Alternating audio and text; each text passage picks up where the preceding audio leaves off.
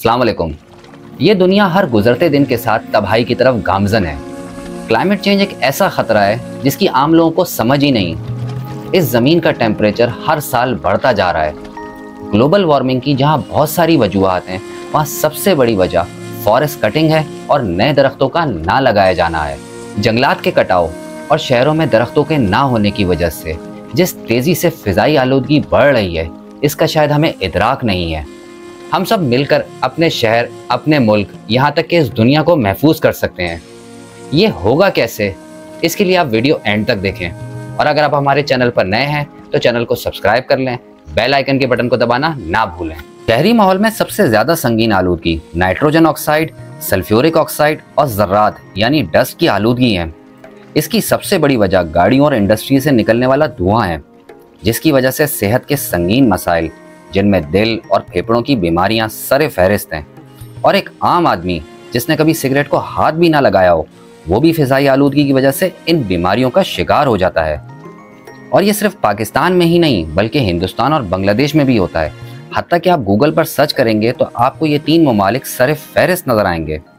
कराची और लाहौर तो एक दूसरे पर सबकत ले जाने में इसमें भी आगे आगे हैं। जून जुलाई के महीने में जब गर्मियाँ अपने उरूज पर होती हैं, उस वक्त एक गरीब आदमी की ज़िंदगी ऐसे होती है जैसे वो एक जहन्नुम में ज़िंदगी गुजार रहा हो।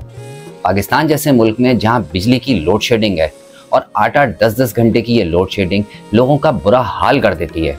यहाँ तक कि पंखा भी आपके लिए इस गर्मी में नाकाफ़ी हो जाता है और एसी तो गरीब की पहुँच से बिल्कुल ही दूर है। वहीं पर आप क्या जानते हैं कि एक दरख्त तकरीबन 10 एसी के बराबर कूलिंग करता है और इन्हीं दरख्तों की वजह से हम अपने माहौल को 4 से 5 डिग्री टेम्परेचर कम कर सकते हैं। इसके बावजूद लोग महज छोटी छोटी बातों पे बरसों पुराने दरख्तों को काट देते हैं।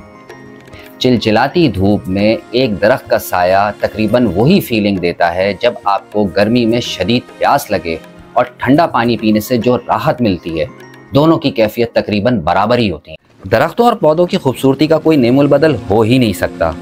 अगर आपका इत्तेफाक सऊदी और यूएई के पहाड़ी इलाकों में जाने का हुआ हो तो आप देखेंगे कि वहाँ पर हद देने का पहाड़ हैं, जबकि पाकिस्तान के शुमाली इलाकों में पहाड़ों पर दरख्त जो मंजर पेश करते हैं उसकी मिसाल नहीं मिलती।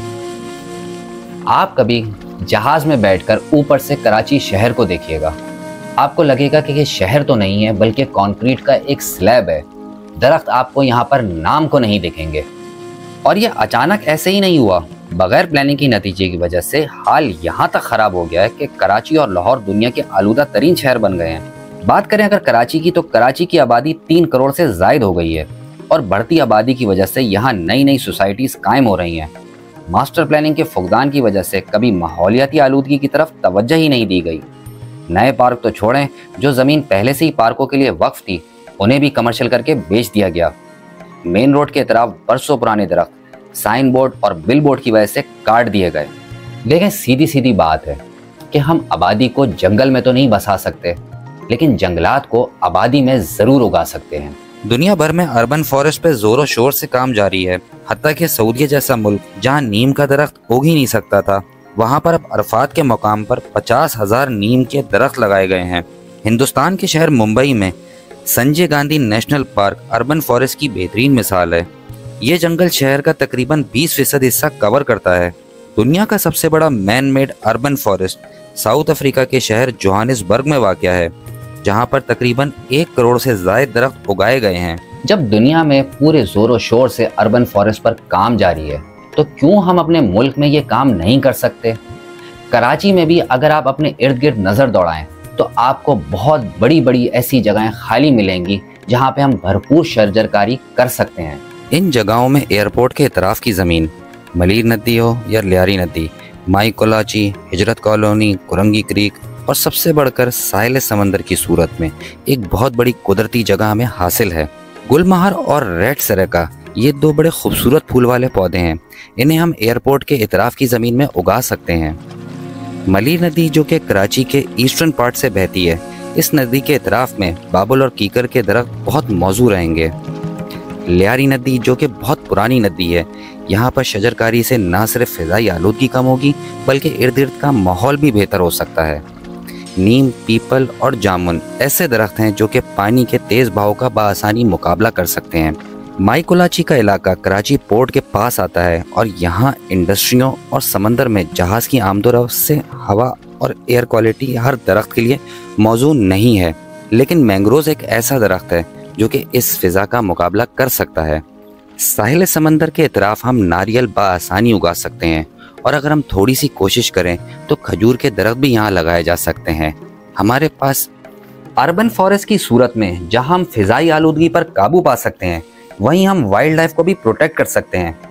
जब किसी शहर में दरख्त ही नहीं होंगे, वहाँ चरिंद परिंद भी मादूम होते जाएंगे और इसका अमली मुजाहरा हम अपनी आंखों से देख रहे हैं। हमें अब शहर में कौवे और चीलों के अलावा और कोई परिंदा ढूंढने से भी नहीं मिलता। बुलबुल, फाख्ताएं और कोयलें अब हमें सिर्फ किताबों में ही मिलती हैं, आसमानों में नहीं। तो आखिर में जनाब यही कहना चाहूँगा कि अभी भी वक्त है, अपने शहरों को सरसब्ज व शादाब बनाएं, वरना ये फ़िज़ाई आलूदगियाँ और नई नई बीमारियों का बायस बनेगी। और ये काम सिर्फ हुकूमत का ही नहीं है, ये हर शहरी की जिम्मेदारी है।